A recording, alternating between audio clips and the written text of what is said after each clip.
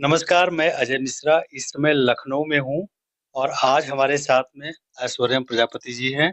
इनका परिचय मैं जो भी कराना चाहूँगा, उससे बहुत बड़ा है। बहुत बड़ा इसलिए है कि यूपीएससी 2023 में इन्होंने 10वीं रैंक ऑल इंडिया प्राप्त की है। कैसा लग रहा है? बहुत अच्छा लग रहा है। अभी रिज़ल्ट के आने के बाद से बहुत ज़्यादा 2-3 दिन तक तो विश्वास नहीं था कि मतलब इतना अच्छा रैंक आ जाएगा। बार-बार चेक करी थी। अभी लग रहा है कि ठीक है, अभी विश्वास है, अच्छा लग रहा है, बहुत अच्छा लग रहा है। लोग कहते हैं कि बेटियाँ जो हैं वो पराया धन है। पढ़ाई को सेकेंडरी, खाना बनाना सीख लो, जल्दी शादी हो जाए, माँ-बाप का बोझ हल्का हो। आप क्या सोचती हैं? मैं ऐसा बिल्कुल भी नहीं सोचती। मुझे लगता है कि ये तो बहुत ही पुरानी कहावत हो गई कि लड़कियाँ पराया धन हैं और लड़कियाँ लड़कों से कम नहीं होती, बल्कि जब माँ-बाप के लिए कुछ करने की बात आती है, मैं बहुत गर्व से कह सकती हूँ कि लड़कियाँ ही बेटों से ज़्यादा ही करती हैं। और खाना बनाना या ये सब चीज़ें हैं, तो ये सब मुझे लगता है कि एक सर्वाइवल टेक्निक की तरह अगर सीखी जाएँ तो बहुत अच्छी बात है, लेकिन अगर पढ़ाई के कॉस्ट पे ये सब चीज़ें करी जाएँ, तो मैं उसको बिल्कुल सही नहीं मानती।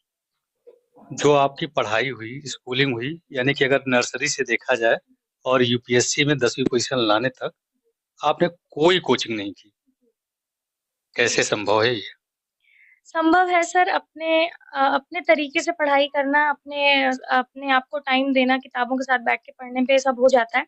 कोचिंग से ये होता है कि आपको बाहरी गाइडेंस मिलता तो है, लेकिन आपका बहुत सारा टाइम और एनर्जी भी लगती है, तो मुझे वो टाइम और एनर्जी जो अपनी बचानी थी और मुझे मतलब पर्सनली कोचिंग का माहौल मैं बिल्कुल देखकर बहुत घबरा जाती हूँ।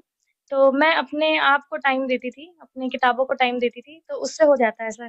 अभी आपके पापा से बात हो रही थी तो वो कह रहे थे कि बिटिया भीड़-भाड़ से घबराती है। जी सर, बिल्कुल घबराती हूँ सर। बहुत सारे लोग जहाँ पे होते हैं, बहुत सारी गाड़ियाँ, बहुत सारी बड़ी-बड़ी बिल्डिंग्स या बहुत सारी ऐसी चीज़ें, तो थोड़ा मुझे मतलब अनईज़ी फ़ील होता है। लगता है कि ऐसी कोई जगह हो जहाँ 2-4 लोग हों या मतलब पेड़-पौधे हों, ज़्यादा बिल्डिंगें ना हों, रोड हर जगह रोड एक ना हो। शांति और सुकून। हाँ, शांति और सुकून का माहौल पसंद है। लोग ये कहते हैं कि जब आप पढ़ाई के लिए करते हैं तो एक आपको विज़न सेट करना पड़ता है। ये आईएएस का विज़न कब सेट कर लिया था आपने? किस ऐज में, किस क्लास में? जी। सर जब मैं छोटी थी 6-7 क्लास में थी तो पापा मुझे हमेशा टॉपर्स की वीडियोज़ दिखाते थे। डीडी नेशनल पे भी बहुत सारे टॉपर्स के फर्स्ट रैंकर्स के वीडियोज़ आते थे, इंटरव्यू आते थे उनके। ख़ासकर जो फीमेल कैंडिडेट्स होती थी एस्पिरेंट्स उनके वीडियोज़ आते थे, तो वो हमेशा मुझे दिखाते रहते थे कि देखो ये एक एग्ज़ाम होता है, इसमें ये करना होता है, ये डिस्ट्रिक्ट मजिस्ट्रेट की पावर्स बताते थे। तो वहीं से थोड़ा-सा एक इंटरेस्ट मेरा डेवलप हुआ। तो धीरे-धीरे मैं भी मतलब वो पापा के सपने को मैंने अपना सपना बना लिया कि मुझे करना है। तो 10th-12th तक क्लियर हो गया था मेरा कि कुछ भी करती हूँ लेकिन आखिर में इसी पे जाऊँगी।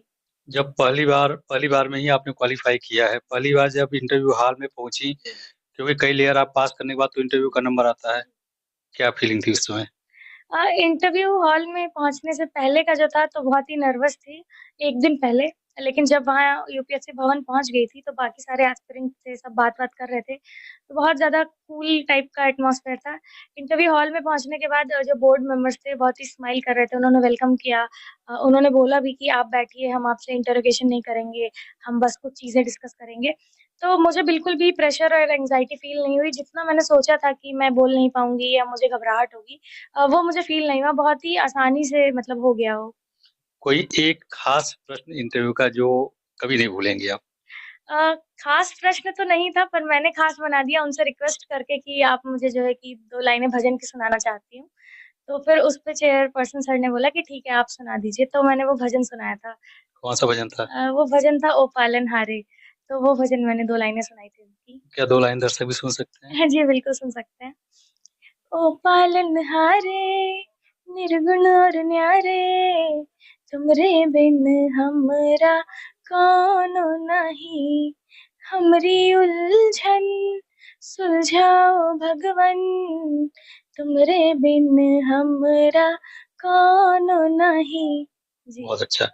ये जो एक तैयारी होती है, एक लोगों ने एक ऐसा बहुत सारे लोगों ने एक एटमॉस्फेयर क्रिएट कर रखा है, 20 घंटे पढ़ना पड़ेगा, 18 घंटे पढ़ना जी। पड़ेगा, सबके बस की भूति की बात नहीं है। बहुत सारे लोग आईएएस का नाम सुनते ही वो पसीने आने लगते हैं, साइड हो जाते हैं। या बहुत सारे लोगों के अंदर से भावना तो होती है, लेकिन इतना उनको कठिन रास्ता बता दिया जाता है, अरे मुखर्जी नगर में तो 20 साल से 10 साल से तैयारी कर रहे हैं। उन लोगों के लिए क्या मोटिवेशनल बातें कहना चाहेंगी या क्या ऐसी बात बताना चाहेंगी जो लोगों को अभी नहीं पता थी? 20 घंटे, 18 घंटे पढ़ने की बात तो बहुत ही अनबिलीवेबल है, वो तो एक पॉसिबल भी नहीं है। ये है कि टाइम देना पड़ता है, मतलब आप अपने कैलिबर के हिसाब से डिसाइड करिए कि आपको कितना टाइम देना है। जब आप एक बार तैयारी में कूद जाते हैं, तो आपको पता चलता है कि आपका पोटेंशियल कितना है, आप कितनी देर में कितना ग्रास्प कर ले रहे हैं। तो मैंने अपने अपने कैलिबर के हिसाब से अपना टाइम बनाया था कि मैं 8 से 10 घंटे पढ़ूँगी। तो कभी 8 पढ़ती थी, कभी 6, कभी 10 भी हो जाता था। एग्ज़ाम के पहले 12-13 भी हो जाता था। लेकिन उससे ज़्यादा कभी नहीं हुआ और उससे ज़्यादा मुझे नहीं लगता कि पढ़ने की ज़रूरत भी होती है। मेन बात होती है फ़ोकस की। आप अगर 4-5 घंटे भी फ़ोकस कर रहे हैं, तो आप बहुत आसानी से कर सकते हैं। बहुत सारे लोग जो जॉब के साथ भी करते हैं, तो वो भी कम टाइम देते हैं पर कंसंट्रेशन के साथ देते हैं। एस्पिरेंट्स को ये कहना चाहूँगी कि बहुत सारी बाहरी बातों में ना आएँ। मेरा मेन जो आपका गोल है, उस पे टिके रहें। ज़रूरी नहीं है मुखर्जी नगर जाना है या फिर वहाँ कोई 10 साल से है, तो आपका नहीं होगा। आपको करना है, कम टाइम में करना है, तो आपको सबसे कट के थोड़ा-सा अपने सिलेबस पे फ़ोकस करना है, तो चीज़ें हो जाती हैं। जिस तरीके से आधुनिकता हावी हो गई है, लोगों के पास बिगड़ने के रास्ते ज़्यादा हो गए जी, हैं। व्हाट्सएप है, फेसबुक है, जी, ट्विटर है, फिर राजनीति भी एक अहम हिस्सा जी, है या फिर फैशन की बात कर ली जाए, कुछ खाने का शौक होना जी, सामान्य बात है। ये भी एक कई लालच है ना, जी, अपने रास्ते से भटकाने के जी। लिए। उस पे नियंत्रण कैसे? उस पे नियंत्रण तभी होगा जब आपका गोल जो है कि स्ट्रॉन्ग होगा कि आपको ये चीज़ करनी है। क्यों करनी है? आपने क्यों शुरुआत करी? आप कोई चीज़ पीछे छोड़ कर आए हैं। कोई अच्छी चीज़ आपने उसके लिए छोड़ी है, तो आपको वो मोटिवेशन अंदर से हमेशा रहेगा, तो ऐसी चीज़ों में भटकना थोड़ा मुश्किल है। थोड़ा जब सिंसियरिटी कम होती है बच्चों की तो वो थोड़ा-सा भटकने की कोशिश करते हैं। सोशल मीडिया आधुनिकता की बात है, तो मुझे लगता है कि पॉज़िटिव वे में यूज़ करना एग्ज़ाम के लिए ही बहुत ज़रूरी हो जाता है। आपको बहुत सारी चीज़ें जो हैं कि ऑनलाइन ही मिलती हैं, वेबसाइट्स पे ही मिलती हैं। तो अपने ऊपर नियंत्रण रखने की जो है कि कोशिश करनी पड़ेगी। मैंने ये किया था कि मैंने व्हाट्सएप हटा दिया था 2.5 साल के बाद, अब मैंने व्हाट्सएप चलाना शुरू किया है। तो जॉब छोड़ने के बाद से लेकर अभी तक जितनी भी प्रिपरेशन थी, अभी रिज़ल्ट के पहले तक मैं व्हाट्सएप नहीं चला रही थी।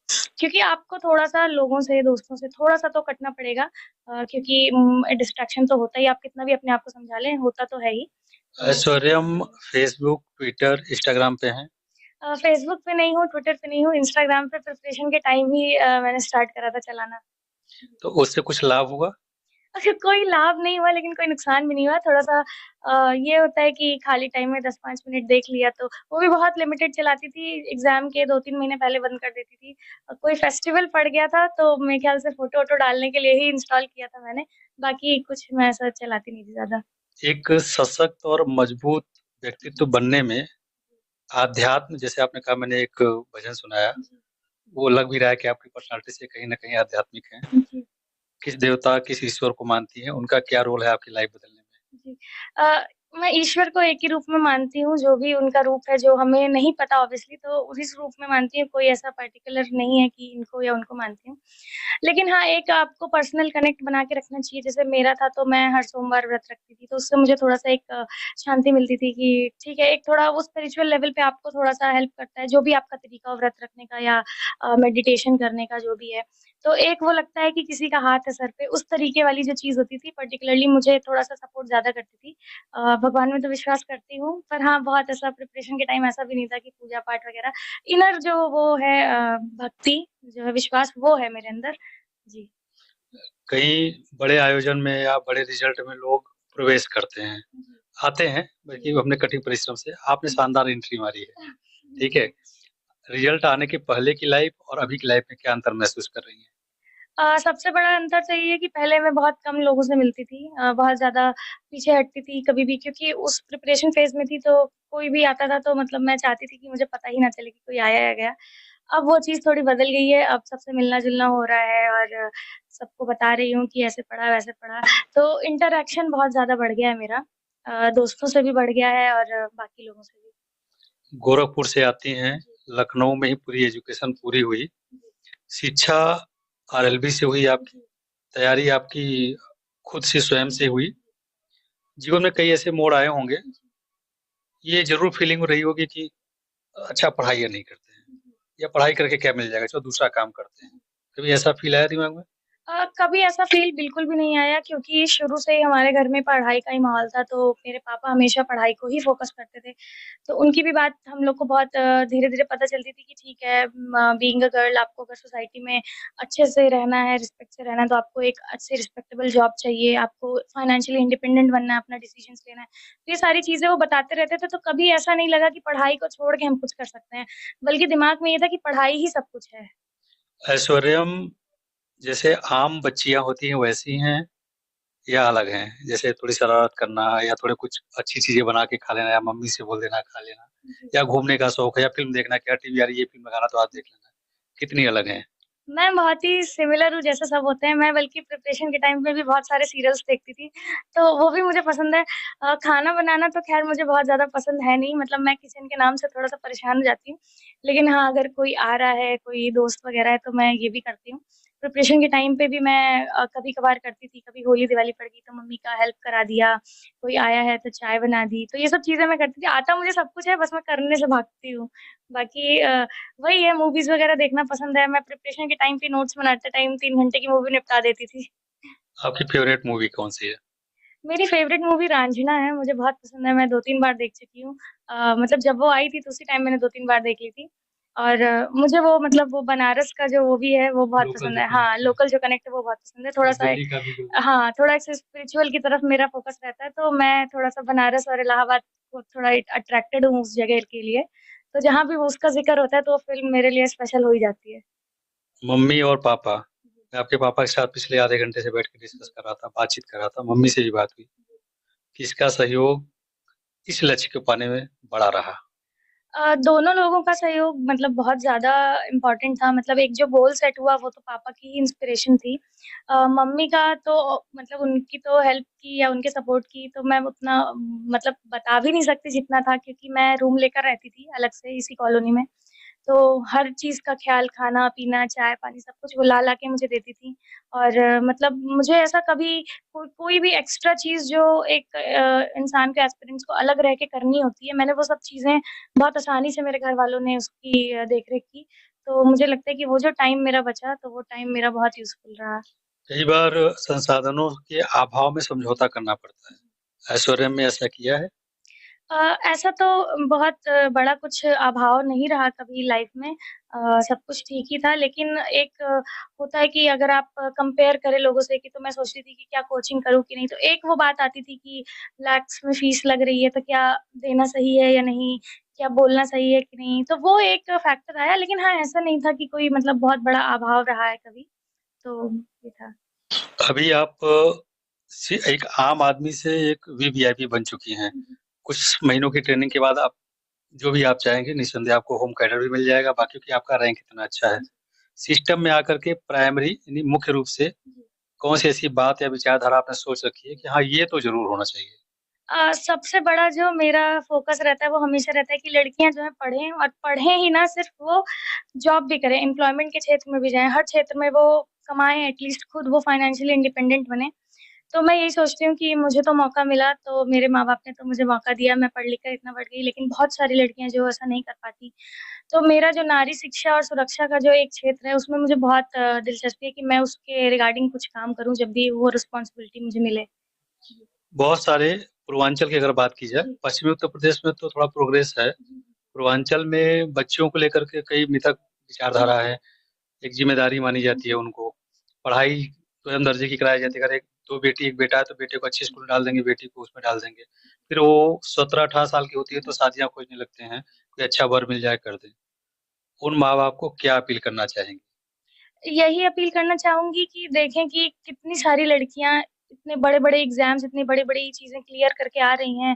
अ, हर गाँव में आप देखेंगे पूर्वांचल का भी हो या कहीं भी हो, किसी न किसी जगह चाहे तो अध्यापिकाएँ हैं या स्टाफ नर्सेज़ हैं या डॉक्टर्स हैं या म्युनिसिपैलिटी में काम कर रही महिलाएँ हैं, सब कुछ न कुछ एक तरीके से बहुत ही रिस्पेक्टेबल पोज़ीशन पे जॉब कर रही हैं, अपने लिए खुद व्यवस्था कर रही हैं, खुद कमा रही हैं, इंडिपेंडेंस है, तो उनको देख के सीखें, ज़रूरी नहीं कि बहुत बड़े किसी इंसान को देख के सीखें कि हाँ, लड़कियाँ कर सकती हैं। हर वो लड़की जो कुछ काम कर रही है मेरे हिसाब से माँ-बाप को देखना चाहिए कि जैसा लड़के अपना जीवन निर्वाहन करने के लिए जो चीज़ें करते हैं, वही लड़कियाँ भी कर सकती हैं।